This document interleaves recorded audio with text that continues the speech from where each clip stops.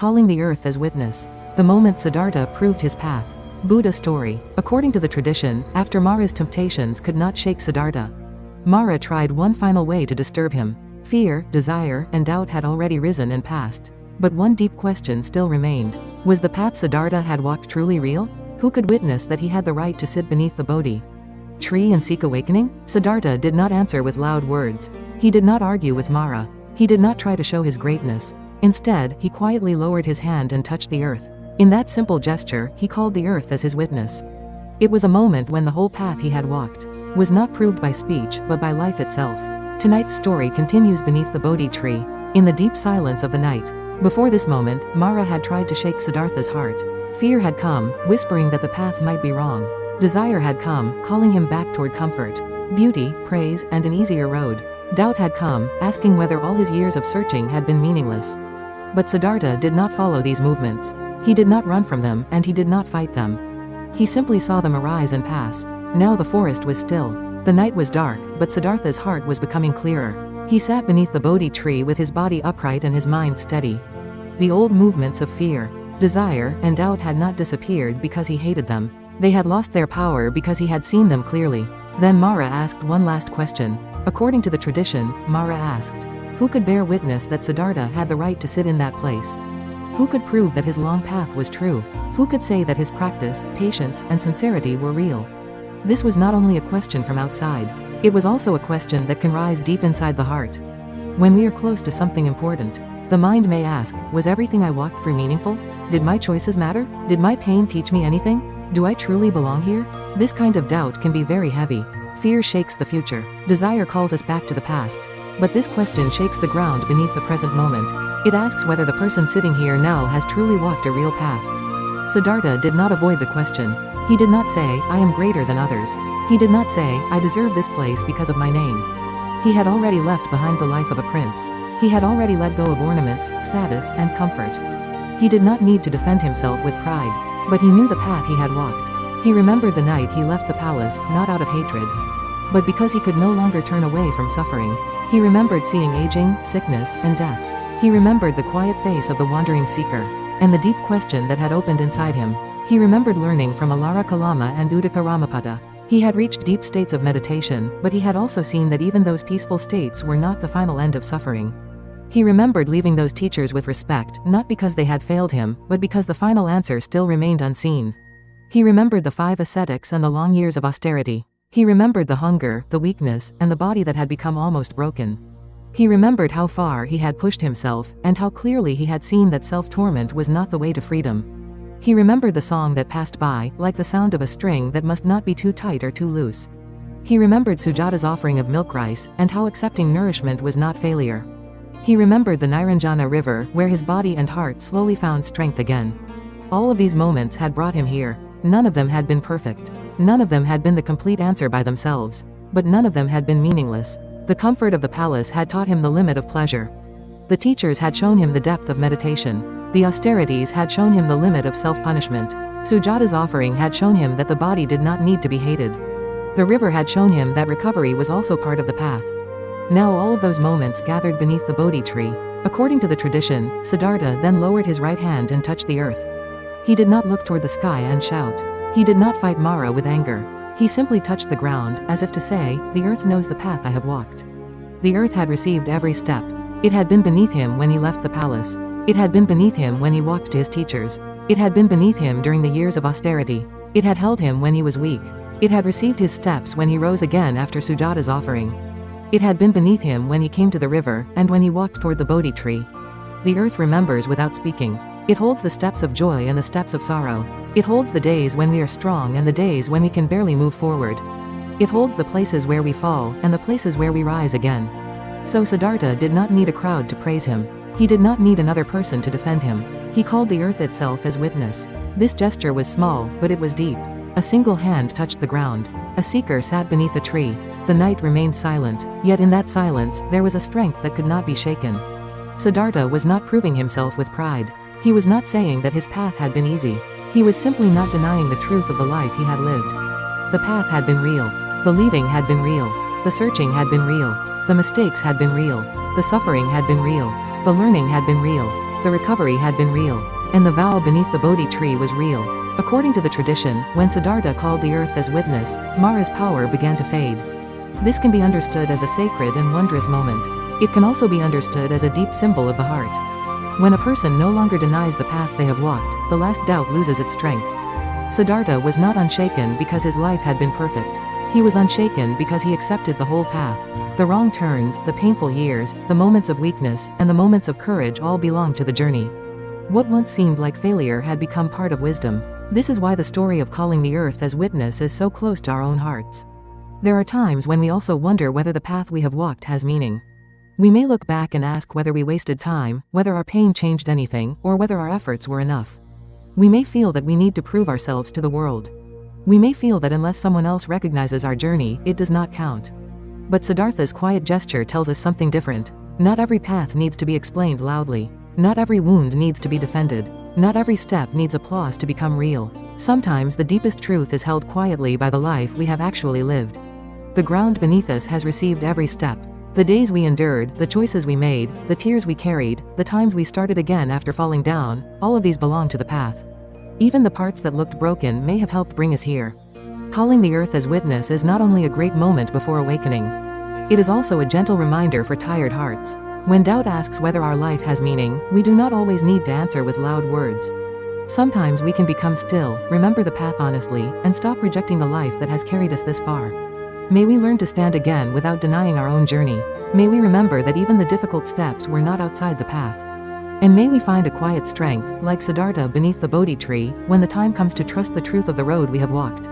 If this story remained quietly in your heart, please subscribe and like to join me.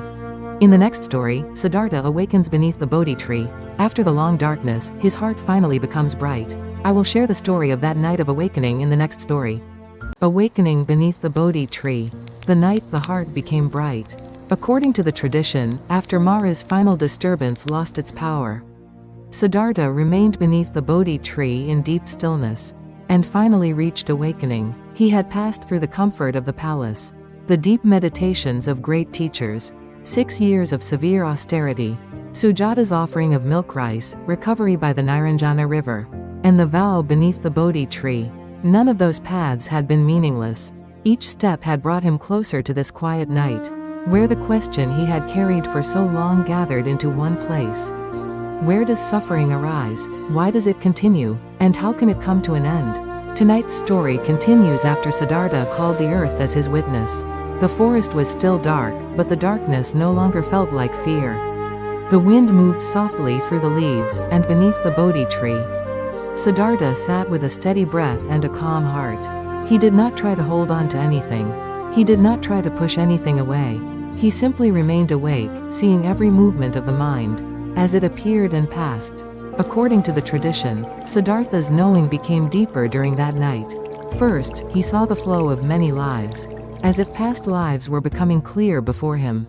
Life was not a single moment standing alone. Birth and death, joy and sorrow, meeting and parting, all moved within a long stream of causes and conditions. Every being was walking through this stream, shaped by actions, intentions, and the movements of the heart. As the night deepened, his seeing opened further. The tradition says he saw beings passing through birth and death, according to their actions and minds. Kindness, wisdom, and wholesome actions led toward brighter paths. Ignorance, craving, and harmful actions led again toward suffering. This was not a vision of judgment. It was a clear seeing of how life continues. Suffering was not a random punishment, and happiness was not a random gift. The mind plants seeds, and those seeds shape the road ahead. But Siddhartha was not seeking only to understand the movement of life. He was looking more deeply. Why do beings continue to suffer? Where do aging, sickness, death, grief, and fear begin? What binds the heart again and again? In that deep stillness, Siddhartha saw the arising and the ending of suffering. Because there is ignorance, craving continues. Because craving continues, clinging grows. Because clinging grows, suffering is born again and again. But when ignorance is seen clearly, craving loses its ground. When craving is released, clinging weakens. And when clinging ends, suffering can come to an end. This awakening was not the grasping of some distant mystery. It was the clear seeing of life as it is. The world itself was not the only source of suffering. The way the mind sees, wants, fears, and clings becomes the chain that binds the heart. Desire keeps reaching, fear keeps protecting, ignorance keeps the truth hidden. But when these movements are seen clearly, the knots begin to loosen. Beneath the Bodhi tree, Siddhartha saw the truth of suffering, the cause of suffering, the ending of suffering, and the path that leads beyond suffering. The light of the Four Noble Truths opened in his heart. The question that had followed him since he first saw aging, sickness, and death was no longer hidden in darkness. The path had become clear. The night had not yet fully ended, but within that darkness, the heart had already become bright. From the outside, it may have looked very simple. One person sat beneath a tree. The forest was silent. The sky was dark. But in that silence, the long journey of a lifetime was becoming complete. The prince who had left the palace, the seeker who had studied with teachers, the ascetic who had pushed his body to the edge, and the quiet one who had accepted nourishment and returned to balance were all gathered in this awakening. At dawn, according to the tradition, Siddhartha reached complete awakening and became the Buddha, the awakened one. This moment was not like a loud victory. It was more like the first light of dawn spreading gently after a long night. The mind was no longer shaken by fear, desire, or doubt. He had seen suffering. He had seen its cause. He had seen its ending. And he had seen the way that leads to peace. The awakening beneath the Bodhi tree was not only the peace of one person. It was the opening of compassion for all beings. The Buddha did not awaken in order to turn away from the world. In seeing suffering clearly, he also saw the sorrow of all those still caught in confusion, craving, loss, and fear. His wisdom was not cold. It was filled with compassion. The heart that had become free could now understand the hearts that were still bound. This is why the story of the Buddha's awakening remains so powerful. It does not tell us that darkness never comes. It does not say that fear, desire, doubt, or suffering are easy to face. Instead, it tells us that even a long darkness can become clear when the heart does not turn away from the truth. Siddhartha did not become awakened by escaping life. He awakened by seeing life deeply, without hiding from its pain and without being trapped by it. There are nights in our own lives when we also carry questions that do not easily disappear. We may wonder why the heart feels heavy, why suffering repeats, or how we can find peace when the path seems unclear. In those times, the story of the Buddha beneath the Bodhi tree gently reminds us that darkness does not mean there is no dawn. A confused heart can become clear. A tired heart can become steady. A suffering heart can begin to understand the way toward release. May we also learn to sit quietly with what is true. May we stop running from the questions that ask to be seen. And may the light of wisdom slowly rise in our own hearts, like dawn after a long night. If this story remained quietly in your heart, please subscribe and like to join me. In the next story, we will hear about the silence after awakening. After becoming awakened, the Buddha did not immediately speak to the world. He quietly wondered whether such a deep truth could truly be shared and understood. I will share the story of that silent hesitation in the next story.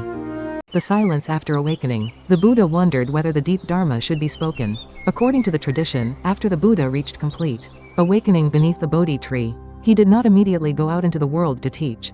After the long night of darkness, his heart had become bright. He had seen the cause of suffering, the ending of suffering, and the path that leads beyond suffering. But the truth he had seen was very deep, subtle, peaceful, and hard to understand. The people of the world were used to desire. They were used to holding on. They were used to seeking pleasure, fearing loss, and believing that what changes could somehow be kept forever. So the Buddha remained in silence. He quietly wondered whether such a deep truth could truly be understood by people still caught in craving, attachment, fear, and confusion. Tonight's story begins after the awakening beneath the Bodhi tree. The long night had passed, and dawn slowly touched the forest. The leaves of the Bodhi tree moved gently in the morning air. The earth was quiet. The sky was soft with early light. The one who had sat beneath the tree as a seeker had now become the Buddha, the awakened one. His mind was no longer pulled by fear, desire, or doubt. His heart rested in a peace that did not depend on anything outside him. Everything had changed, and yet, from the outside, it still looked like one quiet person sitting beneath a tree. Awakening did not become a loud cry. It did not become a proud announcement. It did not immediately become a teaching spoken to the world. Instead, awakening flowed into deeper silence. The Buddha looked again at the Dharma he had realized. All things arise because of causes and conditions. When those causes and conditions fade, those things also fade. Suffering does not appear without reason. It continues through ignorance, craving, clinging, and the mistaken way. The mind holds the world. When that movement is clearly seen, the heart can begin to let go. When the heart lets go, suffering can come to an end. This truth was clear to the Buddha, but it was not simple in the way. Ordinary people usually want truth to be simple. It was not just a comforting idea. It was not a promise that life would give us everything we want. It was not a teaching that told people to hold more tightly to what they loved. It was a path that asked the heart to see deeply. It asked people to look at craving. It asked people to understand impermanence. It asked people to notice how suffering grows when the mind clings to what cannot be kept. The Buddha thought of the world. People love what is pleasant. They avoid what is painful. They chase what seems beautiful. They fear what seems uncertain. They become sad when things change. But they still try to make changing things stay the same. They suffer because of aging, sickness, death, separation, and disappointment, yet they often do not want to look directly at the truth of these things. They want peace, but they also hold tightly to the causes of unrest. They want freedom, but they continue to grasp the very chains that bind the heart. The Buddha saw this clearly. And because he saw clearly, he did not hurry. He did not rush into the world simply because he had found the truth. He did not think, I am awakened, so everyone must listen to me. He did not speak just to be praised. He did not teach just to prove that he was right. Instead, he remained quiet and careful. He wondered whether people could hear the Dharma without turning away.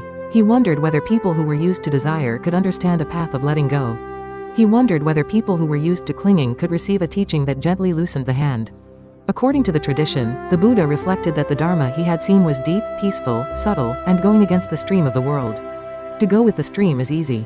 The stream of the world says, hold on. The stream of the world says, become more. The stream of the world says, protect what is mine.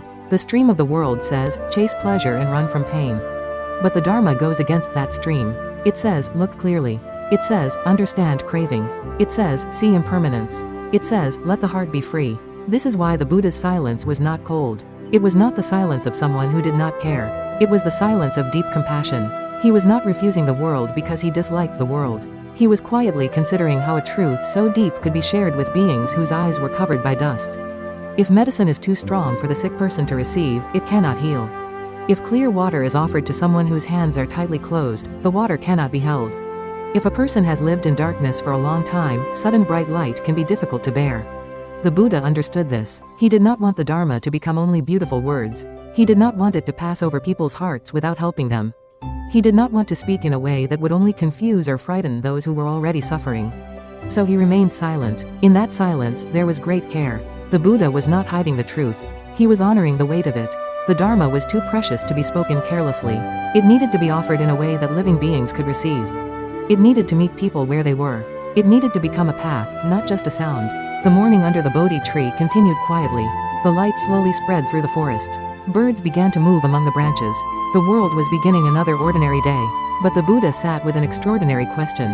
There was the deep Dharma he had realized. And there was the world, full of sorrow, desire, fear, and confusion. How could the two be joined? How could a truth beyond ordinary grasping be spoken to minds that were still grasping? How could a path of release be offered to those who did not yet know they were bound? This was the silence after awakening. It was not empty silence. It was full of wisdom. It was full of compassion. It was full of the careful pause before speech becomes a gift. We may also know this kind of silence in a small way. Sometimes we understand something in our own heart, but we cannot speak it right away. Sometimes we want to help someone, but we know that the wrong words may hurt them. Sometimes we see a truth, but we also see that the other person may not be ready to hear it. At such times, silence is not always avoidance. Sometimes silence is patience. Sometimes silence is kindness. Sometimes silence is the space where the right words are slowly born. The Buddha's silence teaches us that truth and compassion must go together. To know something is not enough. We must also ask how it can be shared. We must ask whether our words will heal or only make the wound deeper. We must ask whether we are speaking from pride or from care. The Buddha did not rush to teach because he had nothing to say. He paused because what he had to say was too deep to be spoken lightly. This silence is one of the most beautiful moments after awakening. The Buddha had become free, but he did not turn away from those who were not free. He saw the difficulty of teaching, but he also saw the suffering of living beings. Between those two, he remained quiet. His silence held both wisdom and compassion. It held the depth of the Dharma and the tenderness of a heart that wished not to harm. For us, this story is a gentle reminder. When we find a truth, we do not always need to speak it immediately. When we want to guide someone, we do not need to force the door open. When we see clearly, we can first become still. We can ask whether our words are needed. We can ask whether this is the right time. We can ask whether our speech will truly help. May we learn from the Buddha's silence after awakening. May we speak when speech is kind. May we remain quiet when silence is wiser. And may our words, when they finally come, carry not pride, but compassion. If this story remained quietly in your heart, please subscribe and like to join me.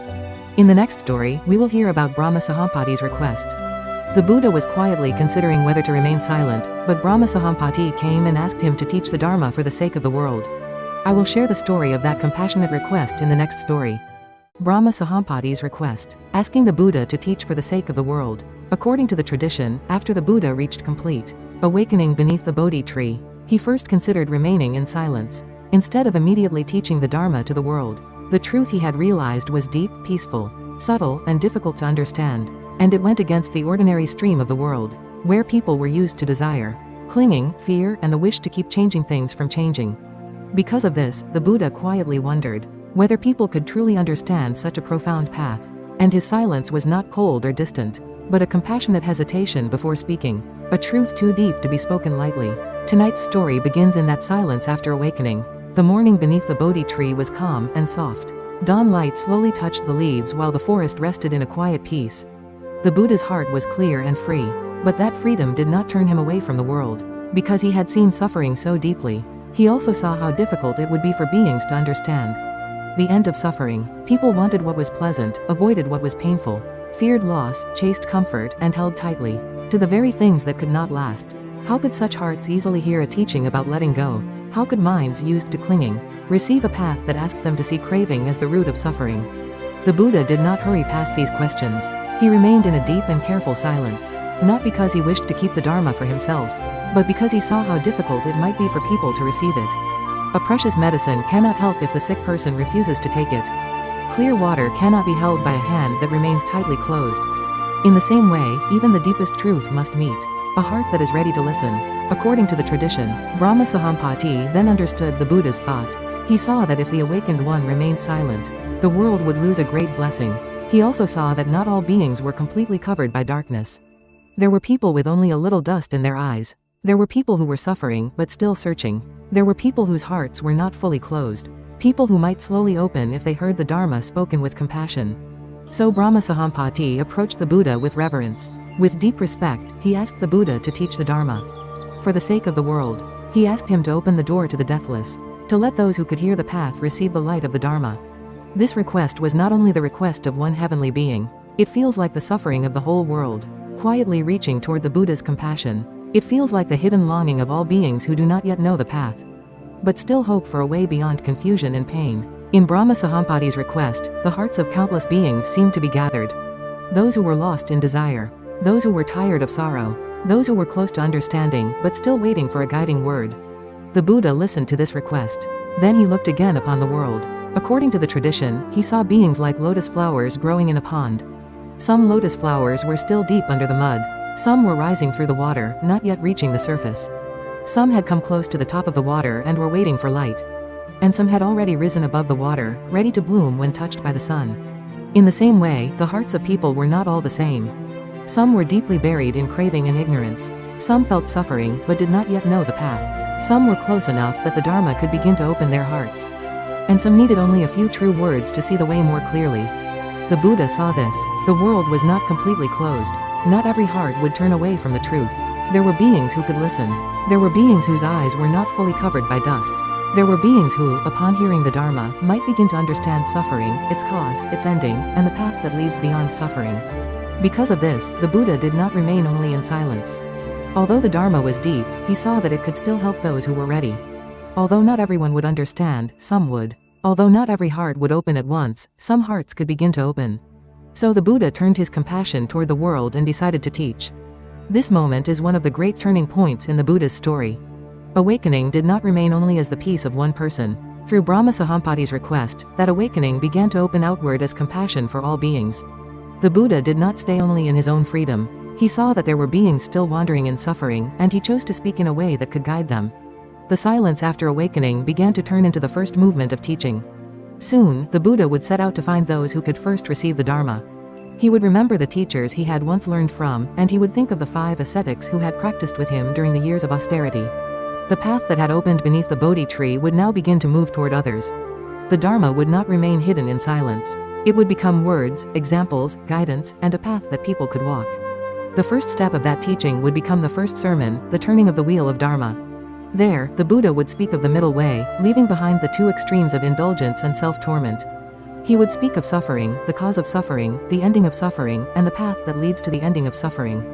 What had been realized in silence beneath the Bodhi tree would begin to be shared for the sake of those with open hearts.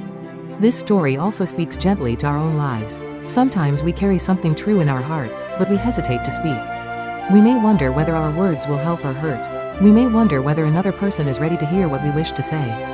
We may feel that the truth is too deep, too delicate, or too easily misunderstood. At such times, silence can be wise. But there are also moments when a word, spoken with care, can become a small light for someone else. Not everyone may hear it. Not everyone may understand it. But one heart may open. One person may feel less alone. One small light may help someone take the next step. Brahma Sahampati's request reminds us that truth is not only something to keep within ourselves. When the time is right, and when compassion is present, truth can be offered gently to those who are ready to receive it. The Buddha did not teach out of pride. He did not teach to prove himself. He taught because beings were suffering, and because some among them could understand. May we also learn when to remain silent and when to speak. May we speak not from pride, but from compassion. May we offer words carefully, like water to someone who is thirsty, or like a small lamp to someone walking through the dark. And may our words, when they are needed, help even one heart move a little closer to peace. If this story remained quietly in your heart, please subscribe and like to join me. In the next story, we will hear about the first sermon, the turning of the Wheel of Dharma. The Buddha will teach the middle way beyond the 2 extremes, and the 4 noble truths will be spoken for the first time. I will share that first turning of the Dharma wheel in the next story. The first sermon, Turning the Wheel of Dharma. The Buddha's first teaching of the middle way and the 4 noble truths. According to the tradition, after Brahma Sahampati asked the Buddha to teach the Dharma, for the sake of the world, the Buddha no longer remained only in silence. The Dharma he had realized beneath the Bodhi tree was deep, peaceful, subtle, and difficult to understand. But he had seen that there were beings, with only a little dust in their eyes, beings who were suffering, searching, and ready to hear the path, if it was taught with wisdom and compassion. So the Buddha turned his heart toward the world, and began the first step of sharing what he had realized. That first step led him to the 5 ascetics, who had once practiced with him during the long years of austerity. According to the tradition, the Buddha first thought of the teachers, from whom he had learned before his awakening, but they had already passed away. Then he remembered the 5 ascetics. They had lived with him during the time when he practiced severe self-denial. And they had believed that the harshest discipline of the body would lead to liberation. But when Siddhartha accepted nourishment from Sujata, and left the path of extreme fasting, they thought he had abandoned the holy life. They turned away from him and left, believing that he had given up the search for awakening. Yet the Buddha did not hold anger toward them. He did not close his heart because they had misunderstood him. He knew that they had practiced with sincerity, and he knew that their desire for truth had been strong. So he quietly walked toward Deer Park at Sarnath, where the 5 ascetics were staying. The road to Deer Park was not only a road across the land. It was the path from silence into teaching. It was the path from one person's awakening toward the hearts of others. The light that had arisen beneath the Bodhi tree was now beginning to move outward, not as pride, not as argument, and not as force, but as compassion. When the 5 ascetics saw the Buddha coming from a distance, they did not plan to welcome him warmly. In their minds, he was the one who had left the severe path. They thought he had chosen comfort instead of discipline. They thought he had turned away from the struggle, that they still believed was necessary. But as the Buddha came closer, something in his presence was different. His face was calm, his steps were steady, his eyes carried a peace that had not been there before. It was not the pride of a teacher trying to impress others. It was not the hard confidence of someone who wanted to win an argument. It was the quiet strength of one who had seen deeply, let go completely, and found peace beyond fear and craving. The 5 ascetics felt this before they fully understood it. Their resistance softened. Their hearts began to listen even before the teaching began. In that quiet place at Deer Park, the Buddha gave his first sermon, and the Wheel of Dharma began to turn. The first teaching was about leaving behind the 2 extremes. One extreme was the life of being lost in sense pleasure, always chasing comfort, taste, beauty, praise, and pleasant feelings. This path makes the mind soft in the wrong way, because it becomes dependent on what is changing and cannot bring lasting freedom. The other extreme was the path of self-torment, where the body is punished and the mind is tightened through pain. As if suffering itself could purify the heart. This path may look strong from the outside, but it can also become another form of attachment, another way of clinging to the idea of being holy or powerful. The Buddha knew both extremes through his own life. He had lived in the palace, surrounded by comfort and pleasure, and he had also spent years in severe austerity, bringing his body close to death.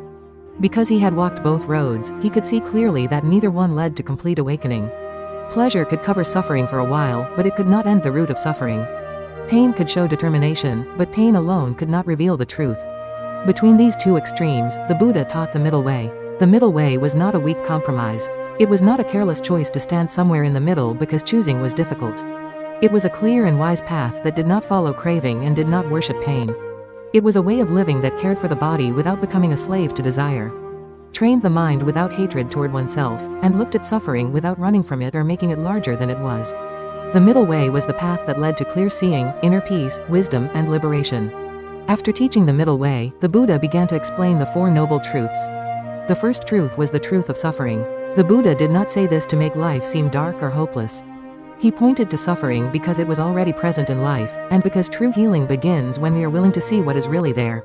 Birth, aging, illness, death, separation from what we love, meeting what we do not want, and not receiving what we long for can all bring suffering. Even when life gives us pleasant things, the heart can still tremble because those things are changing. The Buddha showed that suffering is not only found in great pain. It can also be hidden in attachment, fear, longing, and the quiet wish that changing things will stay the same. The second truth was the origin of suffering. Suffering does not appear without causes. It grows from craving, clinging, and ignorance. The mind reaches toward pleasant things and wants them to continue. The mind pushes away painful things and wants them to disappear. The mind holds tightly to people, feelings, ideas, memories, and even to the image of itself. Because everything changes, this clinging brings fear, disappointment, sorrow, and restlessness. The Buddha did not teach this to blame anyone. He taught it so that people could begin to see the chain that binds the heart. When the cause of suffering is seen clearly, freedom becomes possible. The third truth was the ending of suffering. This was the quiet hope at the heart of the teaching. Suffering is not something that must continue forever. If suffering has a cause, then when that cause is understood and released, suffering can come to an end. When craving becomes quiet, when clinging loses its strength, and when ignorance begins to clear, the heart is no longer bound in the same way. The ending of suffering is not merely a place far away. It begins wherever the heart stops grasping and begins to see things as they are. It is the peace of not being ruled by craving. It is the freedom of not being shaken by every change. It is the coolness of a mind that no longer burns with endless wanting. The fourth truth was the path that leads to the ending of suffering. The Buddha did not only say that suffering exists, and he did not only explain its cause. He also taught a way to walk. This path was the Noble Eightfold Path. It included right view, right intention, right speech, right action, right livelihood, right effort, right mindfulness, and right concentration. This path was not something to believe in only with words. It was something to live, step by step, in the way one sees, thinks, speaks, acts, works, practices, remembers, and rests the mind. Through this path, the Dharma became practical. Awakening was not only a distant mystery beneath the Bodhi tree. It could begin in ordinary life, in one honest look, one careful word, one kind action, one moment of mindfulness, and one breath taken with awareness. The first sermon at Deer Park was therefore not only the beginning of a teaching. It was the first movement of a wheel that would continue to turn through countless lives. The silence after awakening became words. The peace of one awakened heart became a path for many. The Dharma that had been seen beneath the Bodhi tree was now offered to those who were ready to listen. The 5 ascetics heard the teaching in stillness. They had once believed that harsh discipline alone was the way. Now they heard of a path that did not fall into pleasure or pain, indulgence or self-hatred, softness or violence toward oneself. They heard that suffering could be understood. They heard that suffering had a cause. They heard that suffering could end. They heard that there was a path leading to that end. In that moment, the Dharma wheel began to turn. It did not turn with noise. It did not turn with force. It turned quietly, like morning light spreading through Deer Park. It turned through words of balance, wisdom, compassion, and release. And once it began to turn, the path of the Buddha was no longer hidden in silence. It had entered the world. This story also speaks to our own lives. We may not live in a palace, and we may not practice severe austerity in a forest, but we still know the two extremes in our own way. Sometimes we chase comfort because we do not want to feel pain. Sometimes we push ourselves too harshly because we believe we are not enough unless we suffer. Sometimes we become lost in pleasure. Sometimes we become lost in self-criticism. Sometimes we avoid life. Sometimes we punish ourselves for being human. The middle way gently asks us to stop swinging between these extremes. It asks us to care for ourselves without becoming careless. It asks us to practice sincerely without becoming cruel.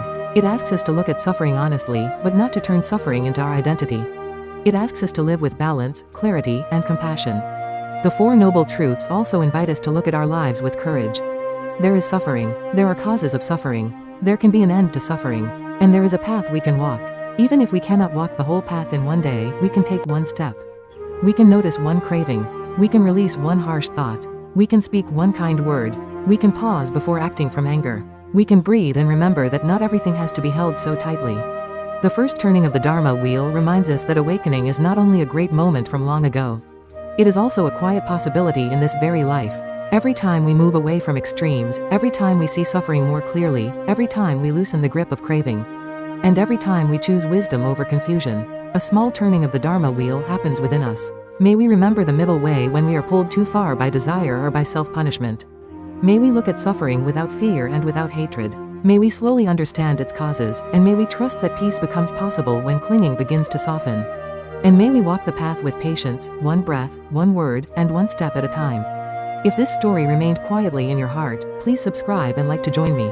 In the next story, we will hear about Kondanna's understanding. After listening to the Buddha's first sermon, the eye of Dharma opens in the heart of the first disciple. I will share that quiet moment of understanding in the next story. Kondanna has understood. The moment the eye of Dharma opened in the first disciple. According to the tradition, after the Buddha gave his first sermon in Deer Park, the eye of Dharma opened for the first time, in the heart of one of the 5 ascetics. His name was Kondanna. The Buddha had taught the middle way beyond the 2 extremes, and he had explained suffering, the cause of suffering, the ending of suffering, and the path that leads to the ending of suffering. But this teaching did not remain only as spoken words. In the heart of one listener, it began to become understanding. Tonight's story follows that quiet and sacred moment, when the Dharma first reached another person's heart, and became a living path. The air in Deer Park was calm. Soft light rested over the trees, and the 5 ascetics sat in silence before the Buddha. They had once practiced severe austerity with him. They had once believed that tormenting the body was the way to liberation. And when Siddhartha accepted nourishment from Sujata, and left the path of extreme self-denial, they believed he had given up the holy life. They left him, thinking that he had turned away from the path. But now, as they sat before him again, something was different. The one who stood before them was no longer only the seeker they had once known. His face was peaceful, his steps were steady, his eyes were clear. There was no pride in him, and there was no desire to prove himself. There was only a deep stillness, like a lake after all winds had passed. At first, the hearts of the 5 ascetics were not fully open. They still believed that harsh discipline was the highest path. They still thought that a practice without self-torment was a weaker path. But the Buddha did not scold them. He did not argue with them. He did not try to win their respect by force. Instead, he calmly revealed what he had seen through his own life. He had known the comfort of the palace. He had known the pain of the forest. He had passed through both pleasure and austerity. And he had seen that neither extreme was the final answer. Then the Buddha looked at the 5 ascetics and spoke. Seekers, do not follow the 2 extremes. The path of being lost in sense pleasure does not lead to true awakening. The path of tormenting oneself does not lead to true awakening. The Tathagata has seen the middle way beyond these 2 extremes. The words settled gently into the quiet air of Deer Park. The middle way was not a weak compromise. It was not a careless path between 2 choices. It was not indulgence, and it was not self-hatred. It was a clear and noble path that saw life as it was, looked honestly at suffering, and slowly released the roots of clinging. As the 5 ascetics listened, the old belief they had held so tightly began to tremble. Then the Buddha spoke about suffering. He showed how birth, aging, illness, death, separation from what we love, meeting what we do not want, and not receiving what we long for can all become suffering. He showed that suffering does not appear without a cause. It arises through craving, clinging, and ignorance. The heart reaches for what is pleasant and wants it to remain. The heart pushes away what is painful and wants it to disappear. The heart tries to hold changing things as if they could stay the same forever. And through that grasping, fear, sorrow, anxiety, and restlessness arise. The Buddha's teaching was not a word of blame. It was a quiet lamp placed before the heart. It showed how the mind becomes bound, and how the mind may begin to be free. Then the Buddha spoke again. There is suffering. There is a cause of suffering. There is an ending of suffering. And there is a path that leads to the ending of suffering. These words were simple, but they were very deep. They were not a speech meant to impress anyone. They were not a doctrine meant to defeat other teachings. They were a clear seeing of life. They showed that suffering should not be ignored, but understood. They showed that suffering should not be hated, but seen clearly. They showed that if suffering has a cause, then freedom is possible when that cause is released. Kondanna was listening. According to the tradition, Kondanna had been connected to the Buddha's path from the very beginning. He is remembered as one who had once seen the signs of Siddhartha's future and believed that the child would one day become awakened. For many years, he had waited, practiced, and followed the path of seeking. But waiting for a long time does not always mean understanding has arrived. Hearing many teachings does not always mean the heart has opened. True understanding does not come only from the amount of knowledge we collect. It comes when the heart is ready, and when the teaching and life meet in one clear moment. That day, such a moment arose in Kondanna's heart. The Buddha's words did not remain outside him as explanations. They entered the shape of his own life. He began to see his own years of striving. He began to see the belief he had held so tightly. He began to see why suffering arises, what the heart clings to, and why trying to make changing things permanent brings pain. The idea that harsh austerity alone was the answer began to loosen. The middle way became clear. The origin of suffering became clear. The possibility of release became clear. According to the meaning preserved in the tradition, a deep realization opened in Kondanna's heart. Whatever arises is subject to passing away. This was not a cold statement that everything is only lost. It was a clear seeing of reality. If something arises through causes, it changes when those causes change. If suffering arises through craving and clinging, then suffering can fade when craving and clinging are released. If the heart is bound by what it grasps, then the heart can begin to be free when it sees clearly and lets go. In that moment, Kondanna did not merely understand the Dharma with his thoughts. He began to see with the eye of Dharma. The opening of the eye of Dharma does not mean seeing a distant magical world. It means seeing this life differently. It means seeing that what arises also changes. It means seeing that clinging brings suffering. It means seeing that the heart suffers when it tries to hold what cannot be held. And it means seeing that because bondage has causes, release is also possible. The Buddha saw that this understanding had opened in Kondanna's heart. He saw that the Dharma had not only been spoken, it had been received, it had taken root in another life. And with quiet joy, the Buddha said, "Kondanna has understood. Truly, Kondanna has understood." These words were not a casual praise. They were a solemn recognition. The Buddha was seeing that the path he had awakened to beneath the Bodhi tree was now alive in the heart of another person. The Dharma had crossed from teacher to disciple. The light had passed from one awakened heart into the beginning of another understanding. This was a very important beginning in the Buddhist tradition. The awakening beneath the Bodhi tree was the liberation of the Buddha. The first sermon was the moment that awakening became teaching. But Kondanna's understanding was the moment that the teaching first took root in someone else's heart. From that moment, the Dharma was no longer only something the Buddha had realized. It became a path that others could hear, see, practice, and walk. When the tradition says that Kondanna understood, it does not simply mean that he was clever. It means that a long-prepared heart had finally opened. It means that a mistaken attachment to one harsh path had softened. It means that the desire for truth had found a clear direction. It means that suffering was no longer only something to endure, and liberation was no longer only a distant hope. A door had opened, a path had become visible, and the first disciple had begun to see. This story also speaks to our own lives. Sometimes we hear a truth many times before we truly understand it. Sometimes words pass by us for years, and then one day they quietly enter the heart. A sentence we once ignored becomes clear. A lesson we once resisted becomes gentle. A truth we thought we knew suddenly becomes something we can feel in our own life. This kind of understanding does not always come with loud emotion. It may come in silence. It may come after repeating the same mistake many times. It may come after loss, after weariness, after a night of deep reflection, or after finally admitting that what we are holding cannot be held forever. The eye of Dharma opening does not always mean that all suffering disappears at once. But it means that we begin to see the direction of suffering. We begin to see why the heart becomes bound. We begin to see what we have been clinging to. We begin to see where release may begin. Even this beginning can change a life. After Kondanna understood, things were no longer the same. The teaching had entered the world not only as sound, but as realization. A listener had become a disciple. A disciple had begun to see the path. And the Dharma, which had first turned in Deer Park, now had its first root in the heart of another human being. May we also listen with a quiet and ready heart. May we not rush past the truths that life is gently showing us. May we see where we cling, where we fear change, and where we try to hold what is already passing. And may a small eye of Dharma open within us, not with noise or pride, but with calm understanding. If this story remained quietly in your heart, please subscribe and like to join me.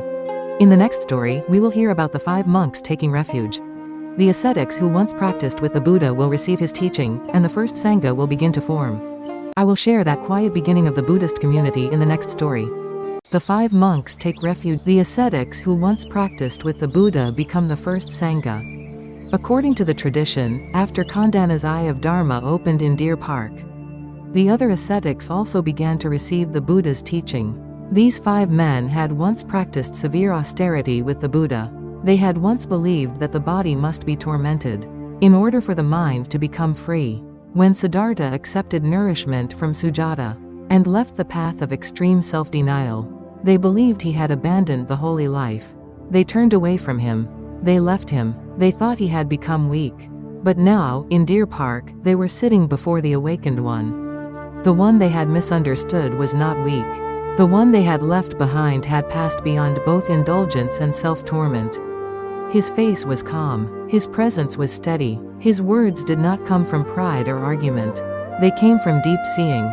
Tonight's story follows the quiet moment when the 5 ascetics opened their hearts, received the Dharma, and became the first monks. This was the beginning of the Sangha. Deer Park was still and peaceful. The first sermon had already been given. The middle way had been taught. The 4 noble truths had been spoken. And Kondanna, one of the 5 ascetics, had understood. The Buddha had seen that the Dharma had taken root in Kondanna's heart. With quiet joy, he had said, "Kondanna has understood. Truly, Kondanna has understood." That moment did not only touch Kondanna, it also touched the others. The remaining ascetics saw that something real had happened. They saw that the Buddha's teaching was not only a beautiful explanation. It could open the heart. It could become seeing. It could become a path. They began to listen more deeply. They began to look again at the life they had lived. They remembered the years of austerity. They remembered the hunger, the pain, the long nights, the thin body, the burning will, and the belief that suffering itself could purify the heart. They had thought that the harsher the practice, the closer one came to freedom. They had thought that to defeat desire, the body itself had to be treated as an enemy. But now the Buddha had shown another way. The middle way was not indulgence. It was not weakness. It was not turning away from discipline. It was a path that did not follow craving and did not worship pain. It was a path that cared for the body without becoming a slave to pleasure. It was a path that trained the mind without hatred toward oneself. It was a path of clear seeing, patience, wisdom, and release. For the 5 ascetics, this was not easy to accept. When a person has held one belief for many years, letting it go can feel like losing the ground beneath the feet. They may have wondered whether their years of pain had been wasted. They may have felt shame that they had misunderstood the Buddha. They may have felt fear because the path they had trusted for so long was no longer the final answer. But the Buddha did not mock them. He did not condemn their past. He did not say that their effort had been worthless. He saw their sincerity. He saw their longing for truth. He saw that even their mistaken path had been walked with a serious heart. The Buddha taught them with compassion. Seekers, do not hate the path you have already walked. But do not be bound by it again. Suffering is to be understood. The cause of suffering is to be abandoned. The ending of suffering is to be realized. And the path to that ending is to be cultivated. These words settled deeply into them. They began to see that the purpose of practice was not to punish the body. It was not to prove spiritual strength. It was not to become proud of endurance. The purpose of practice was to understand suffering and to become free from the causes of suffering. The Buddha's teaching did not erase their past. It gave their past a new meaning. Their years of effort had not been the final answer, but they had prepared their hearts to listen. Their hunger for truth had not been wrong. Their direction had needed to be corrected. Now they were being invited not to suffer more, but to see more clearly.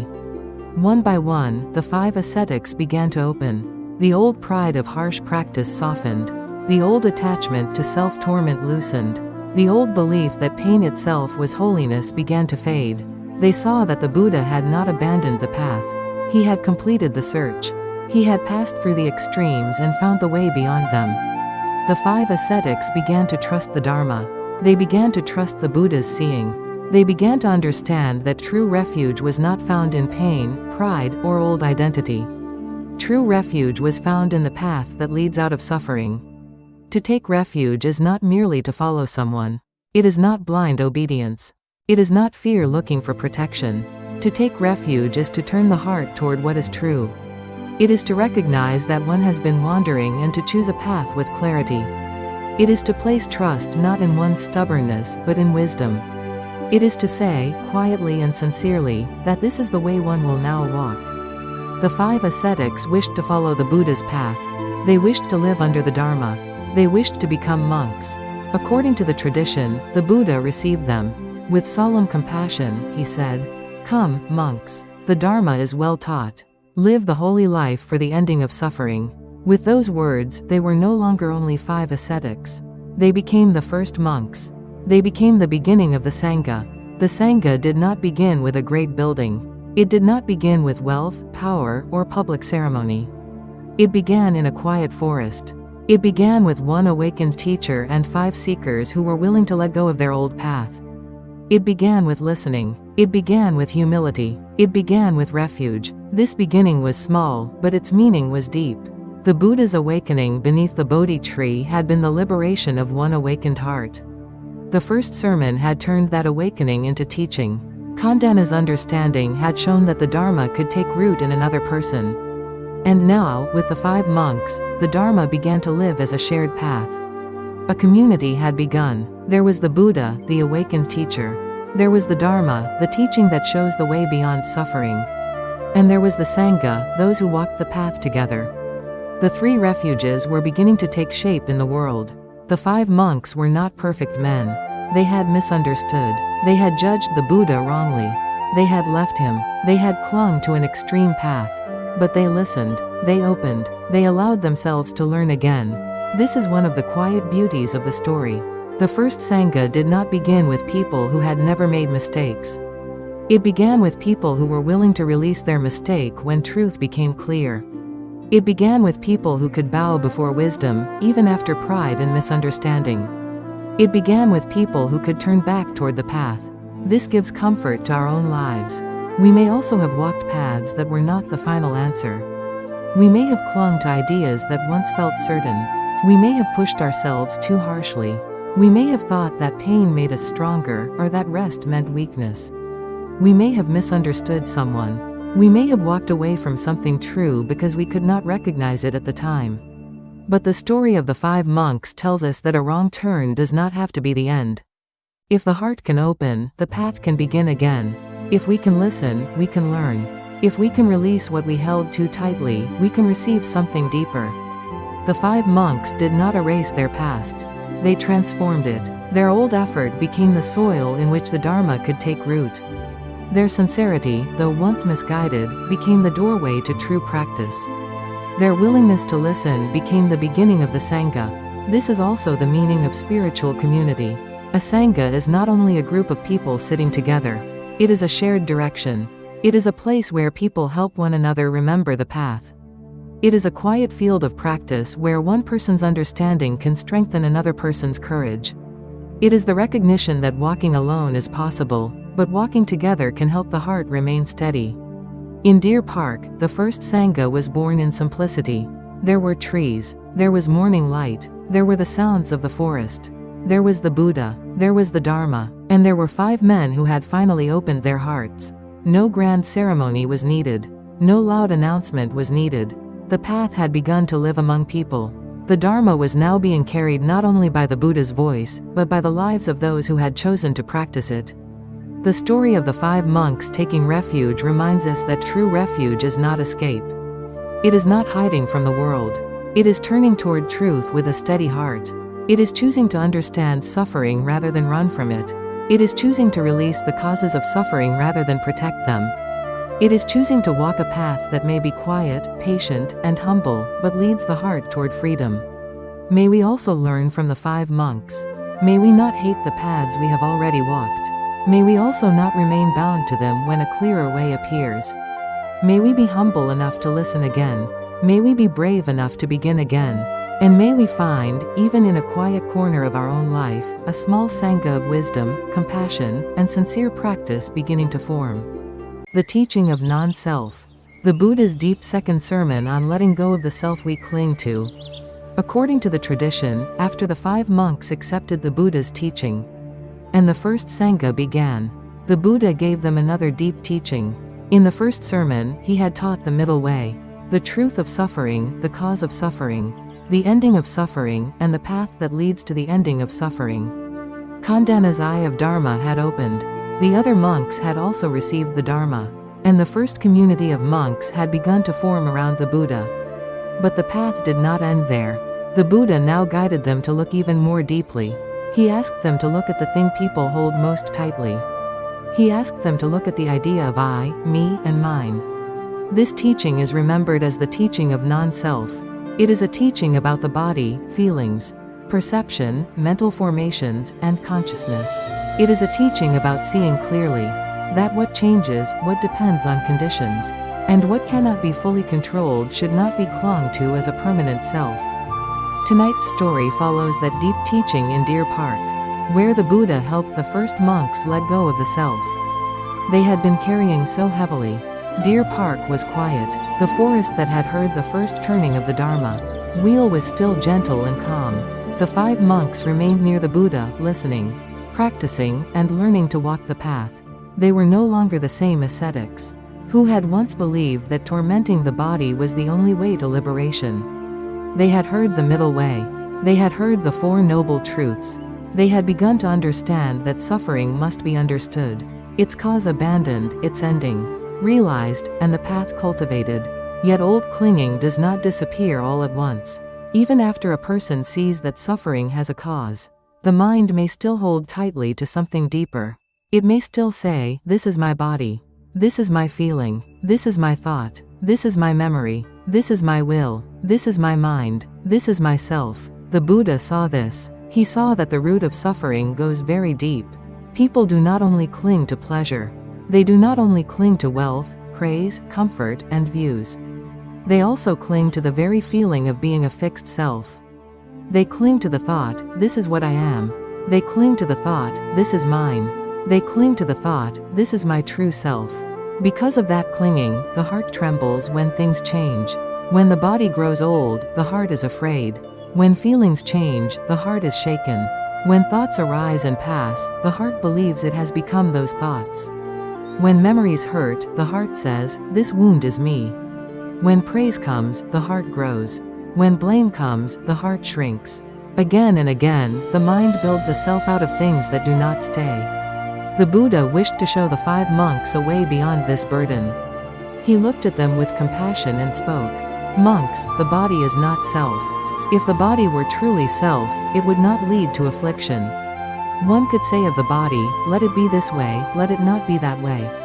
But the body does not obey in that way. The body changes, grows sick, grows old, and breaks down.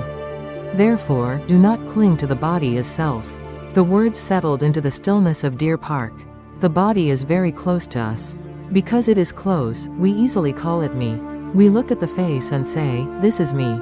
We feel strength and say, this is me. We feel pain and say, I am broken. We see youth fade and feel that we are fading. We see illness come and feel that we have lost control. But the body is changing every moment. The body of childhood is not the body of old age. The body of yesterday is not exactly the body of today. Health can become sickness. Strength can become weakness. Beauty can fade. Energy can fall away. No one can command the body perfectly. No one can say, never grow old. No one can say, never be sick. No one can say, remain exactly as I want. The Buddha was not teaching hatred of the body. He was not teaching neglect of the body. He was teaching freedom from clinging to the body as a fixed self. To care for the body is wise. To believe the body as a permanent self is suffering. Then the Buddha spoke again. Monks, feeling is not self. Pleasant feeling does not remain. Painful feeling does not remain. Neither pleasant nor painful feeling does not remain. Feelings arise and pass according to conditions. Therefore, do not cling to feeling as self. Feelings move like waves. A kind word can make the heart bright. A harsh word can make the heart heavy. A pleasant taste, a beautiful sound, a warm touch, an old memory, or a sudden fear can bring feeling into the mind.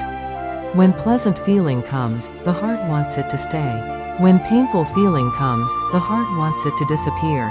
When dull feeling comes, the heart looks for something else. But no feeling remains forever. Pleasure fades. Pain changes. Neutral feeling shifts. If a person clings to feeling as self, then the self becomes as unstable as a wave. When pleasure comes, the heart says, I am happy. When pleasure leaves, the heart says, I have lost myself. When pain comes, the heart says, I am pain. When numbness comes, the heart says, I am empty. The Buddha was not saying that feelings should be destroyed. He was showing that feelings should be known as feelings. They are experiences that arise and pass. They are not a permanent self. When the heart sees this clearly, it does not need to be ruled by every passing wave. Then the Buddha spoke of perception. Monks, perception is not self. The mind recognizes, names, remembers, and judges. It says, this is pleasant, this is painful, this is mine, this is not mine. But perception also arises through conditions and passes through conditions. Therefore, do not cling to perception as self. People often build their identity from what they remember and recognize. I am this kind of person. I had this past. I like this. I hate that. I was wounded in this way. I succeeded in this way. I failed in this way. Perception and memory help us live. They help us recognize the world. They help us understand what has happened. But they are not fixed. The same memory may feel different after many years. A person once hated may later be understood. A belief once held firmly may fall away. A shameful event may later become a source of wisdom. What we recognize and how we interpret it depend on many conditions. Mood, age, fear, desire, habit, and wisdom all change the way we see. If perception were truly self, it would not change like this. But perception does change. So the Buddha taught the monks not to cling to it as I or mine. Then the Buddha spoke of mental formations. Monks, mental formations are not self. Intentions, desires, choices, habits, efforts, fears, and reactions arise through conditions. What arises through conditions changes when conditions change. Therefore, do not cling to mental formations as self. This teaching reaches deeply into the heart. We often believe that our intentions and reactions are the most personal things about us. I want this. I hate this. I choose this. I cannot forgive this. I will become this. I will never become that. But even these movements of the mind arise through conditions. A tired body may make anger easier. An old wound may make fear stronger. A kind environment may help patience grow. Repeated habits may make craving return again and again. A single word may awaken pride, shame, longing, or resentment. The Buddha was not saying that we have no responsibility. He was teaching us to see more clearly. When mental formations are seen as conditioned, the heart can begin to work with the conditions. Anger is not turned into identity. Fear is not turned into identity. Desire is not turned into identity.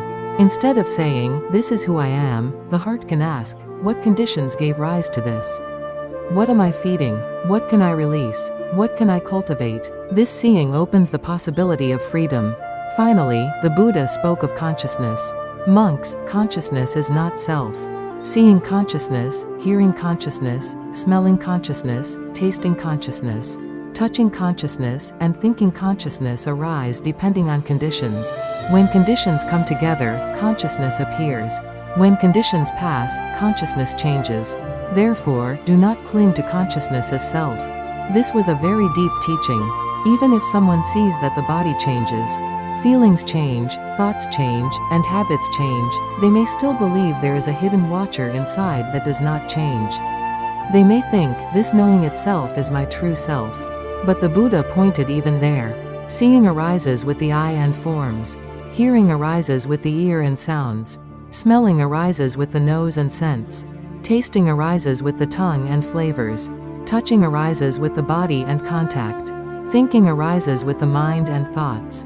Consciousness appears through conditions. It is not a fixed owner behind experience. It is part of the flow. The teaching of non-self is not a cold teaching. It does not say that life has no meaning. It does not say that we should hate ourselves. It does not say that nothing matters.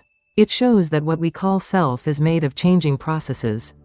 Body changes, feeling changes, perception changes, mental formations change, consciousness changes. When we cling to these changing things as a fixed self, suffering arises. When we see them clearly as changing, conditioned, and not self, the grip begins to loosen. The Buddha then questioned the 5 monks. Monks, what do you think? Is the body permanent or impermanent? The monks answered, "Impermanent, blessed one." The Buddha asked, "What is impermanent, is it suffering or happiness?" They answered, "Suffering, blessed one." The Buddha asked, "What is impermanent, suffering, and subject to change? Is it fitting to regard it as this is mine, this I am, this is myself?" The monks answered, "No, blessed one." In this way, the Buddha guided them to examine each part of experience. Feeling is impermanent. Perception is impermanent. Mental formations are impermanent. Consciousness is impermanent. What is impermanent cannot be a safe refuge for a permanent self. What is changing cannot be possessed completely. What depends on conditions cannot be controlled absolutely. The monks listened deeply. They were not merely hearing ideas. They were looking directly into experience. They saw the body as body. They saw feeling as feeling.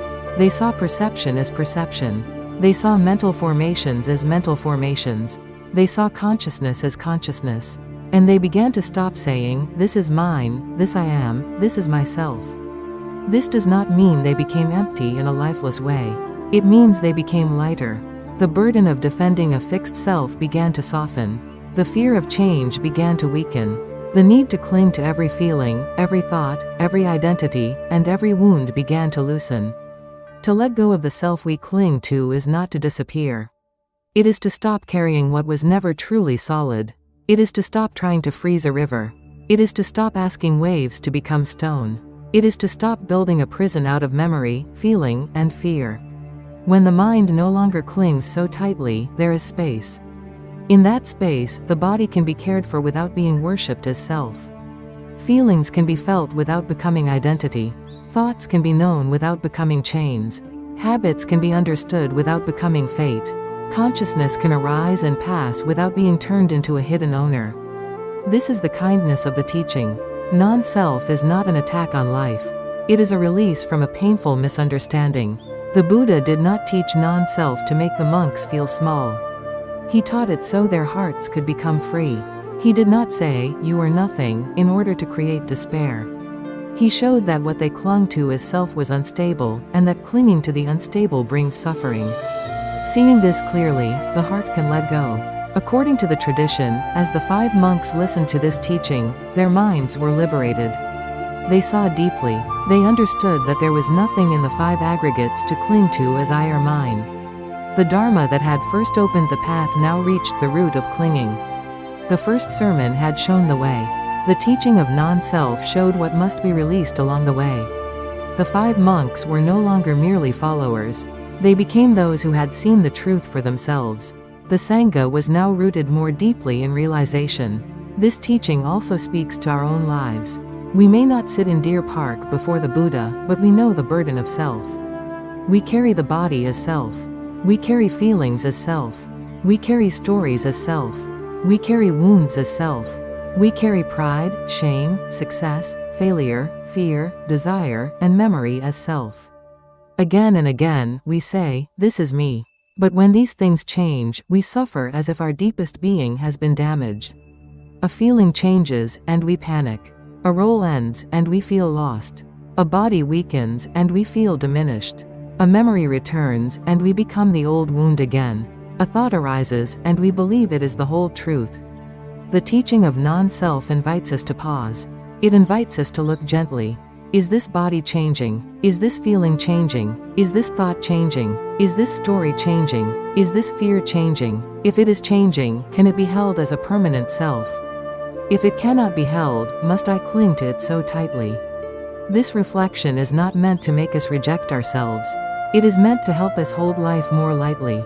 We can care for the body without saying the body is all that we are. We can feel emotion without becoming trapped inside emotion. We can remember the past without living forever inside the past. We can have thoughts without bowing to every thought as truth. We can act, love, practice, and live with sincerity, while knowing that everything is moving. In this way, non-self becomes a path of gentleness. It helps us stop fighting change. It helps us stop defending every image of ourselves. It helps us stop turning pain into identity. It helps us meet life as a flow, not as a possession. The self we cling to is heavy. It must be protected. It must be praised. It fears insult. It fears loss. It fears aging. It fears being forgotten. It fears not being enough. But when that clinging softens, even a little, the heart can breathe. There is less to defend. There is less to prove. There is less to carry. The Buddha's teaching of non-self is deep, but it is also very practical. In a moment of anger, we can see, anger has arisen, but this is not my permanent self. In a moment of sadness, we can see, sadness is present, but this is not all that I am. In a moment of pride, we can see, pride has arisen through conditions, and it too will pass. In a moment of fear, we can see, fear is known, and because it is known, it can be held with wisdom. This is how the teaching enters daily life. Not as an idea to repeat. Not as a belief to defend. But as a way of seeing. The Buddha did not ask the monks to believe blindly. He asked them to look. Look at the body. Look at feeling. Look at perception. Look at mental formations. Look at consciousness. See whether they are permanent or impermanent. See whether what is impermanent can be safely clung to as self. See whether clinging brings peace or suffering. And when seeing becomes clear, release follows naturally.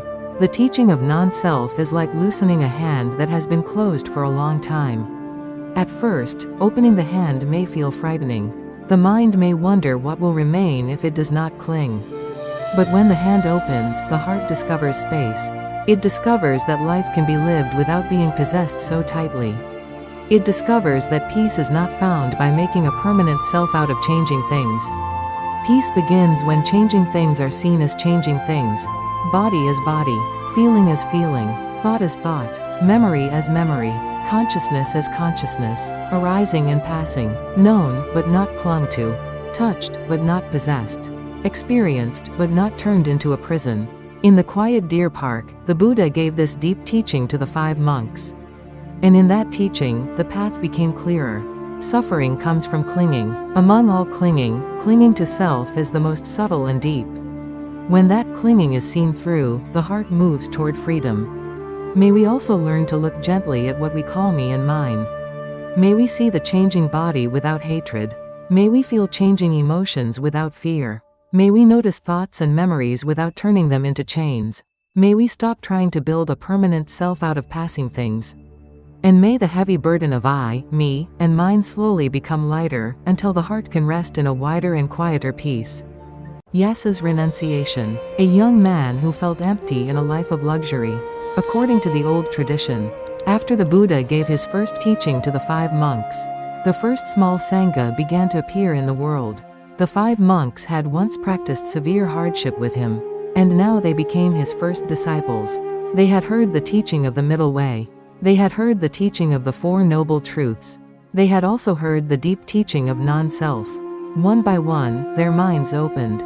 A quiet community of seekers began around the Buddha in the deer park near Varanasi. But the path of the Buddha was not only for monks who had lived in forests. It was not only for those who had already given up the world. It was also for people who lived in houses, wore fine clothes, heard music every day, and were surrounded by comfort. The Dharma could reach even those whose lives looked perfect from the outside.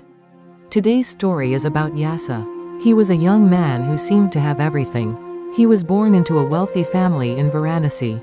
His father was a rich merchant, and his household was filled with comfort, beauty, and honor. Yasa did not know much poverty. He did not have to worry about food. He did not have to worry about clothes. He did not have to worry about a place to sleep. He had fine garments for different seasons. He had soft beds, pleasant rooms, fragrant oils, and beautiful ornaments. Around him, there were musicians, dancers, servants, friends, and pleasures. People who saw his life may have thought, this young man is truly blessed. Some may have thought, he has nothing to desire. Some may have thought, if anyone in this world is happy, it must be Yasa. But the human heart is not always filled by what the eyes can see. A room may be full of beauty, yet the heart inside it may still feel empty. A person may hear music every night, yet there may still be a silence inside that no song can touch. A person may be praised by others, yet still feel unknown. Yasa lived in this kind of hidden emptiness. On the outside, he was a fortunate young man. On the inside, he felt a quiet burden. He could not easily explain it. He had everything that people usually wanted, yet peace did not stay in his heart. When the music was playing, he could smile. When people gathered around him, he could take part in the joy. When the house was bright with lamps and flowers, he could appear pleased. But when the noise faded, something hollow remained. The pleasures that surrounded him did not answer the deeper question in his heart. He may have wondered, why am I not at peace? He may have wondered, why does this joy disappear so quickly? He may have wondered, why does my heart feel tired, even when my life looks full? But it is hard to speak about suffering when everyone thinks your life is easy. If a poor person says, I suffer, others may understand. If a sick person says, I suffer, others may listen. But if a wealthy young man says, I suffer, people may ask, what more do you want? They may say, you already have everything. They may say, others have far less than you. They may say, you should be grateful. So Yasa kept much of his suffering inside. He continued to live among comfort. He continued to sit among music and beauty. He continued to smile when others expected him to smile. But deep in his heart, the question did not leave him.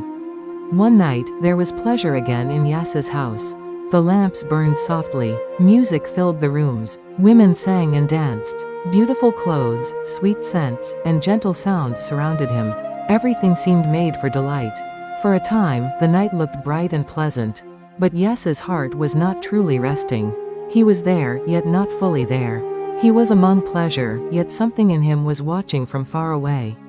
As the night became deep, the music slowly stopped. The dancers became tired. The singers became tired. Those who had performed for him fell asleep. The lamps became dim. The flowers lost their freshness. The fragrances grew faint. Yasa woke in the middle of the night and looked around him. The same room that had seemed so beautiful now looked different. People were lying here and there in sleep. Some had their hair loosened. Some had their clothes disordered. Some lay with open mouths. Some looked tired and heavy. A place that had seemed full of charm now seemed like a place of exhaustion. The beauty of the night had faded. The joy had passed. The pleasure had shown another face. At that moment, something in Yasa's heart broke open. He saw what he had not wanted to see before. He saw that sensual pleasure did not last. He saw that beauty changed. He saw that delight became weariness. He saw that the things he had trusted for happiness could not give lasting peace. The room had not really changed, but Yasa's seeing had changed. A few hours earlier, the same place looked like a palace of joy. Now it looked like a place of bondage. He felt deeply disturbed. He felt trapped. He felt that the life around him was not a true refuge. He looked at the sleeping figures and felt as if he was looking at the truth of worldly pleasure itself. It shines for a moment. It fades. It promises rest. It leaves the heart thirsty again. Yasa could not remain there. A cry rose in his heart. This is distress. This is oppression. This is not peace. He put on his sandals and left the house. The streets of Varanasi were quiet. Most people were asleep. The noise of the city had faded into the darkness. Yasa walked through the night, not knowing clearly where he would go. He only knew that he could not go back to the same life in the same way. He was not simply leaving a house. He was leaving an illusion. He was not simply walking away from music and comfort. He was walking away from the belief that these things could save him. He was not yet free, but he had begun to move toward freedom. He was not yet peaceful, but he had begun to turn away from what could not give peace. He walked with a troubled mind. He may have repeated to himself, this is distress. He may have repeated, this is oppression. He may have repeated, where is freedom from this? At that time, the Buddha was staying at the deer park in Isapatana. The night was moving toward dawn. The world was quiet. The Buddha, with a mind fully awakened, was walking calmly in the open air. He saw Yasa coming from a distance. He saw not only the young man's body, but also the suffering in his heart. He saw a person who had tasted pleasure and found it empty. He saw a person who had begun to turn away from illusion. He saw a person ready to hear the Dharma. As Yasa came near, the Buddha spoke to him with calm compassion. Yasa, here there is no distress. Yasa, here there is no oppression. Come, Yasa. These words entered Yasa's heart deeply. He had not explained his pain to the Buddha. He had not told the Buddha about the night, the room, or the emptiness in his heart. Yet the Buddha's words met him exactly where he was. For the first time, Yasa felt that someone truly saw his suffering. He approached the Buddha and sat down respectfully. Before him was not a man of wealth. Before him was not a man covered in jewels. Before him was not a man trying to entertain him or impress him. Before him was the awakened one. The Buddha had no need to appear great, yet there was a greatness in his peace. He had no need to speak loudly, yet his words carried deep strength. He had no palace, yet he was more secure than a king. He had no ornaments, yet he shone with a quiet light. Yasa felt something he had not felt in his own house. He felt space. He felt safety. He felt that his heart could become still. The Buddha did not begin with difficult teachings. He knew that a troubled mind must be guided gently. He first spoke about generosity. He taught that a life closed around the self becomes narrow. He taught that when a person gives, the heart becomes softer and wider. Giving is not only the movement of the hand. It is the opening of the heart. The Buddha then spoke about moral living. He taught that when the body, speech, and mind are guided by care, the heart becomes less troubled. A person who harms others also harms his own peace. A person who deceives others also darkens his own mind. A person who lives with restraint is not imprisoned by restraint. He is protected by it. The Buddha spoke about the bright result of wholesome actions. Actions do not disappear without effect. What a person does shapes the mind. What the mind repeats becomes a direction. And the direction of the mind becomes the path of a life. Yasa listened quietly. His mind began to settle. The Buddha's words did not shame him. They did not mock him for being wealthy. They did not tell him that his pain was false. They did not tell him to hate the world. Instead, the Buddha helped him see clearly. Then the Buddha spoke about the danger of sensual pleasure. He did not say that pleasant things are evil in themselves.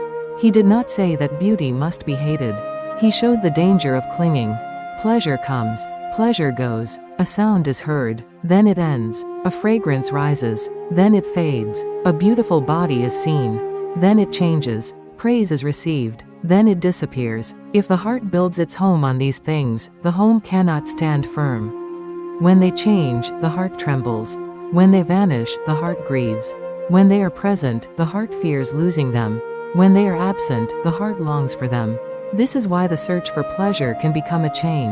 Yasa understood. He remembered the night in his house. He remembered the music. He remembered the sleeping bodies. He remembered the fading lamps. He remembered the strange shock in his heart.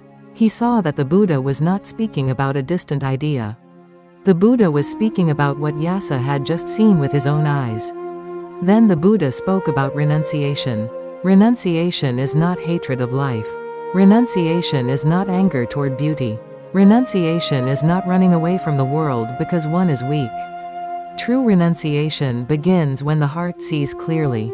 It sees, this cannot give lasting peace. It sees, this is changing. It sees, this is not a safe refuge.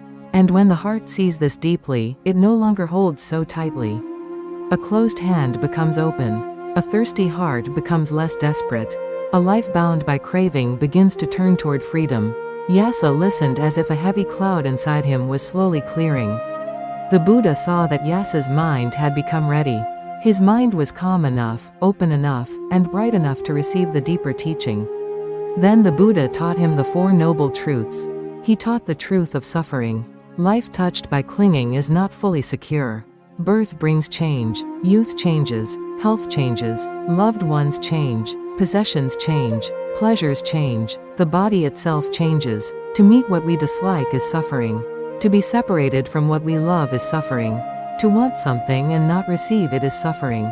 To receive something and fear losing it is also suffering. The Buddha taught the cause of suffering. Suffering does not come without conditions. It arises with craving. It arises with thirst. It arises with the mind that says, let this be mine. It arises with the mind that says, let this stay forever. It arises with the mind that says, let me become this. It arises with the mind that says, let me not lose this. Because of craving, the heart runs again and again. Because of clinging, the heart cannot rest. The Buddha taught the ending of suffering. When craving is understood, it can fade. When clinging is seen clearly, it can be released. When the mind stops making a home in what is unstable, peace becomes possible. This peace is not a pleasure that rises and falls. It is the cooling of the fire. It is the quieting of thirst. It is the freedom of a heart that no longer needs to grasp. The Buddha taught the path leading to the ending of suffering. It is the Noble Eightfold Path. Right view, right intention, right speech, right action, right livelihood, right effort, right mindfulness, right concentration. This path is not only a belief. It is a way of living. It is a training of the whole life. It is a way to see clearly, speak truthfully, act carefully, live honestly, remember the present moment, and collect the mind in peace. As Yasa listened, something opened in him. He began to understand his own suffering. He saw that his emptiness was not a strange mistake. It was the natural result of looking for lasting peace in things that could not last. He saw that his weariness was not only because he had too much pleasure. It was because he had expected pleasure to do what pleasure cannot do. Pleasure can touch the senses. It cannot free the heart. Music can calm the ear for a while. It cannot end craving. Beauty can please the eye for a moment. It cannot stop change. Luxury can cover discomfort. It cannot give wisdom. This understanding did not make Yasa bitter. It made him clear. He did not need to hate his house. He did not need to hate the people who had sung and danced. He did not need to hate beauty, comfort, or joy. He simply saw them as they are. They arise. They pass. They cannot be possessed forever. They cannot be the final refuge of the heart. In that clear seeing, a new kind of peace appeared. Yasa's heart turned toward the Dharma. He bowed before the Buddha. He was no longer only a rich young man looking for relief. He was a seeker who had seen the first light of truth. He said, with a sincere heart, that he wished to follow the path. The Buddha looked at him with compassion. He saw that Yasa was ready to leave behind the old life and enter the training. Then the Buddha said, "Come, monk. The Dharma has been well taught. Live the holy life for the complete ending of suffering." With these words, Yasa became a disciple of the Buddha. The young man who had walked out of a palace of pleasure now entered a life of simplicity. The one who had been surrounded by music now entered the quiet music of the Dharma. The one who had worn fine garments now wore the robe of a monk. But the deepest change was not in his clothing. It was in his heart. Yasa had not left because he was poor. He had not left because the world had given him nothing. He had left because the world had given him many things, and still his heart had not found peace. His renunciation was not a rejection born from anger. It was a turning born from wisdom. He had seen the limit of pleasure. He had seen the pain of clinging. He had heard the Buddha's teaching. And he had found a path that led beyond the restless search for more. This story is important because it shows that suffering does not belong only to those who lack comfort. A person may suffer in poverty. A person may suffer in sickness. A person may suffer in loneliness. But a person may also suffer in luxury. A person may suffer while others envy him. A person may suffer in a beautiful room filled with music. A person may suffer while wearing fine clothes and hearing kind words. The heart suffers whenever it clings to what cannot last. The heart suffers whenever it asks changing things to give unchanging peace. Yasa's story reminds us to be gentle with hidden suffering. Not all wounds are visible. Not all emptiness can be understood from the outside. Someone may look successful and still feel lost. Someone may smile and still be searching. Someone may have many things and still long for something deeper. The Buddha did not judge Yasa's emptiness. He did not say, "You are rich, so you should not suffer." He did not say, "Your pain is not real." He simply showed him the path. This is the compassion of the Buddha. He meets beings where they are. He sees the suffering beneath the surface. He gives the medicine according to the illness. For Yasa, the medicine began with seeing the emptiness of pleasure. Then it opened into generosity, moral clarity, renunciation, and the Four Noble Truths. The night that first looked like despair became the beginning of awakening. The room that first looked like a prison became the place where Yasa saw the truth of change. The lonely walk before dawn became the path toward the Buddha. Sometimes, our own emptiness may also become a doorway. When the things that once pleased us no longer bring peace, we may feel afraid. When success does not satisfy us, we may feel ashamed. When comfort does not quiet the heart, we may think something is wrong with us. But perhaps the heart is not broken. Perhaps it is beginning to see more deeply. Perhaps it is no longer willing to be fed only by passing pleasure. Perhaps it is quietly asking for truth. The path does not begin only in a forest. It can begin in a palace. It can begin in a crowded room. It can begin after a night of pleasure. It can begin when the music stops. It can begin when a person looks honestly at the heart and says, "This is not enough." Yasa walked out into the night because he could no longer pretend. And because he walked, he met the Buddha. Because he listened, he understood. Because he understood, he let go. And because he let go, a new life began. The story of Yasa's renunciation is not a story of sadness. It is a story of clear seeing. It is a story of a young man who discovered that worldly comfort and true peace are not the same thing. It is a story of emptiness becoming a path. It is a story of a restless heart finding the Dharma before dawn. When the night is deep, dawn may already be near. When the heart feels empty, it may be ready to seek what is real. And when a person finally turns toward truth, even a lonely road in the dark can become the first step toward freedom. Yasa's father takes refuge, a father who came searching for his son and found the path of the heart. According to the old tradition, Yasa was a young man from a wealthy family in Varanasi. He lived with music, fine clothes, fragrance, and many comforts, yet his heart was not at peace. One night, after the music faded and the pleasure of the evening disappeared, he saw that worldly joy could not give lasting rest. He left his home in the darkness and walked toward the deer park. There, before dawn, he met the Buddha. The Buddha saw the suffering in his heart and called him gently. "Yasa, here there is no distress. Yasa, here there is no oppression. Come, Yasa." Yasa listened to the Dharma, and his mind became clear. He saw that comfort was not the same as freedom. He saw that the heart needed a refuge deeper than pleasure. So Yasa entered the path of the Buddha. But when one person leaves home to follow truth, the hearts of those left behind do not become peaceful at once. At home, Yasa's father discovered that his son was gone. The son he loved had disappeared in the night. For a father, such a moment is full of fear. He searched the house, but Yasa was not there. His mind became troubled. Where did my son go? Is he safe? Why did he leave without a word? A parent's worry moves quickly. It imagines danger before it knows the truth. It holds the loved one tightly in thought, even when the loved one is far away. So Yasa's father went out to search for him. The tradition says that he followed the marks of Yasa's sandals. Step by step, he followed the trace of his son toward the deer park at Isapatana. He was not walking as a seeker of the Dharma. He was walking as a worried father. He did not set out to meet the Buddha. He set out to find his child. But sometimes a person begins a journey for one reason, and meets a deeper reason on the way. Yasa's father followed the path to the deer park. There, the Buddha was staying. Yasa had already heard the Dharma, and his heart had already opened. But the father had not yet seen this.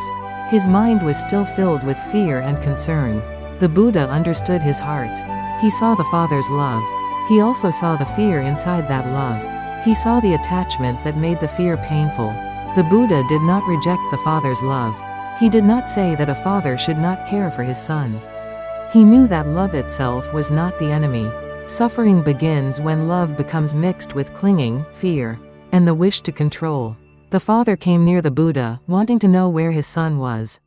But before showing Yasa to him, the Buddha first guided the father's mind with the Dharma. If the father had seen Yasa immediately, his old attachment might have risen strongly. He might have tried to take his son back before understanding his son's path. He might have seen only loss, not liberation. So the Buddha opened a door in the father's heart. The Buddha began with gentle teachings. He spoke about generosity. He taught that a heart closed around possession becomes narrow, while a heart that gives with kindness becomes lighter. Wealth can become a burden when it is held with fear, but it can become a field of merit when it is used wisely and shared with compassion. For Yasa's father, this teaching was close to his own life. He was a man of wealth. The Buddha was not telling him to hate wealth. He was teaching him how to see wealth rightly. Then the Buddha spoke about moral living. He taught that a person who lives with care protects his own heart. When the body does not harm, speech does not deceive, and actions are guided by wisdom, the mind becomes less burdened. Moral living is not a prison. It is a shelter for the mind. The father listened. At first, he had come only to ask about his son. But the Buddha's words began to enter his heart. His worry did not vanish at once, but it began to soften. The Buddha then spoke about the danger of clinging to pleasure. He did not say that pleasant things are evil. He did not say that beauty must be hated. He showed the danger of depending on changing things as if they could give unchanging peace.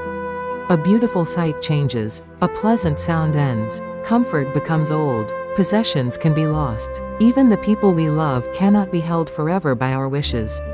When the heart builds its peace on what changes, fear is born. The one who has wealth fears losing wealth. The one who loves deeply fears separation. The one who expects too much fears disappointment. The Buddha showed that suffering does not arise only because things change. It arises because the heart clings to what changes and demands that it remain the same. Yasa's father thought of his son. He loved Yasa deeply. He wanted Yasa to remain safe, respected, and close to home. He may have believed that comfort would bring peace. But now he was hearing another truth. A person can live in comfort and still suffer. A person can be loved by family and still search for a deeper refuge.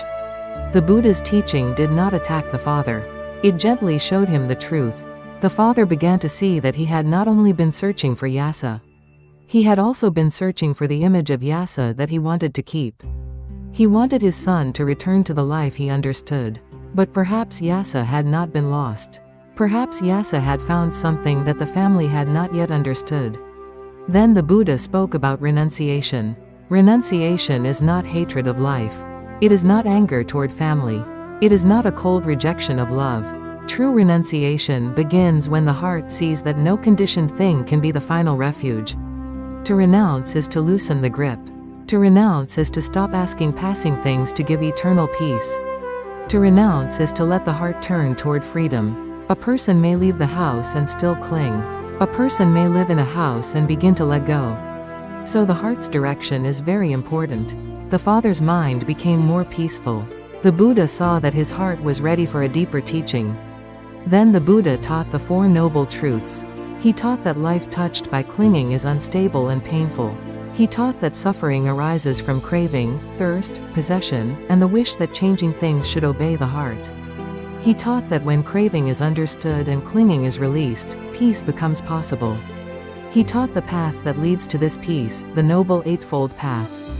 Right view, right intention, right speech, right action, right livelihood, right effort, right mindfulness, right concentration. This path is not only for monks in the forest, but also for householders, parents, merchants, and families. The Dharma is not far from ordinary life. It can enter the heart of a father who is worried about his son. It can enter the life of a person who still lives in a house. As Yasa's father listened, his mind opened. He saw that his son's leaving was not simply a disaster. He saw that Yasa had not walked into ruin. Yasa had walked toward the end of suffering. The father saw that the Buddha's teaching was not only for his son. It was for him too. He had come to find Yasa, but the Dharma had found him. He had come with fear, but he began to receive faith. He had come with attachment, but he began to understand release.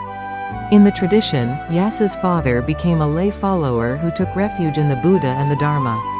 He did not become a monk. He did not leave his household. He returned to ordinary life, but his heart was no longer the same. He still lived in the world, but a door of the Dharma had opened within him. This is an important point in the story. The Buddha's path was not only for those who left home. The Dharma also reached people who remained in the world. A householder could take refuge. A parent could practice. A merchant could listen, understand, and live with faith. Yasa's father shows that the Dharma can enter the heart of family life. It can enter worry, love, loss, and the moment when everything feels uncertain. After the father's mind had opened, the Buddha allowed him to see Yasa. The father looked at his son. Yasa was no longer dressed as before. He no longer looked like the wealthy young man of the household. But his face must have carried a peace that the father had not seen before. It was not the peace of luxury. It was the quiet peace of a person who had found a true path. The father understood that Yasa was not destroyed. He was not lost. He had found the Buddha. He had found the Dharma. He had found a road toward freedom. For a parent, this is not always easy to accept. A child's path may not match the parent's dream. A child's freedom may first feel like separation. But when wisdom begins to grow, love can change. It can become less afraid. It can become less controlling. It can become more able to bless another person's path. Yasa's father did not stop loving his son. His love became clearer. It moved from grasping to understanding. It moved from fear to refuge. It moved from come back to the life I know toward may you walk the path that leads to peace. Yasa's renunciation did not end with Yasa alone. One person's empty heart had led him to the Buddha. Then that path reached his father. The suffering of one person became the doorway for another person's faith. The son's search became the father's awakening. Yasa's father came to the deer park with the pain of a parent. He left with the refuge of a disciple. He came to recover what he thought he had lost. He found the Buddha's teaching. He found a way to love without holding so tightly. This story asks us to look gently at our own love. Do we love in a way that frees, or in a way that binds? Do we offer peace to those we love, or only the form of happiness that we understand? A parent's love, a family's love, and a close bond can all become mixed with fear. The Buddha's teaching does not ask us to become cold. It does not ask us to stop loving. It asks us to see clearly. When love is mixed with attachment, it trembles. When love is guided by wisdom, it becomes spacious. When love is afraid, it tries to hold. When love understands, it can bless. The deer park at dawn was not only the place where Yasa found the path. It also became the place where a father's love was touched by wisdom. The son who seemed lost quietly led his father to refuge. Sometimes, what we think is loss may become an opening. Sometimes, the person we try to bring back may be the one who leads us forward. Sometimes, the path begins with fear, but ends in understanding. The father went out to find his son. But under the calm light of the Buddha's teaching, he also found the path of his own heart.